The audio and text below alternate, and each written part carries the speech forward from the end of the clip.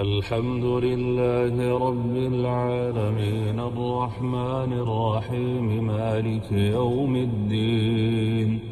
إياك نعبد وإياك نستعين، اهدنا الصراط المستقيم صراط الذين أنعمت عليهم غير المغضوب عليهم ولا الضالين آمين. عما يتساءلون عن النبأ العظيم الذي هم فيه مختلفون.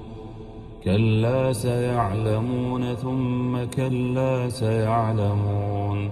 ألم نجعل الأرض مهادا والجبال أوتادا وخلقناكم أزواجا وجعلنا نومكم سباتا وجعلنا الليل لباسا وجعلنا النهار معاشا وبنينا فوقكم سبعا شدادا وجعلنا سراجا وهاجا وأنزلنا من المعصرات ماء ثجاجا لنخرج به حبا ونباتا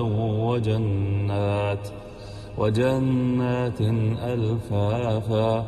إن يوم الفصل كان ميقاتا يوم ينفخ في الصور فتأتون أفواجا وفتحت السماء فكانت أبوابا وسيرت الجبال فكانت سرابا. إن جهنم كانت مرصادا للطاغين مآبا لابثين فيها أحقابا لا يذوقون فيها بردا ولا شرابا إلا حميما وغساقا جزاء وفاقا.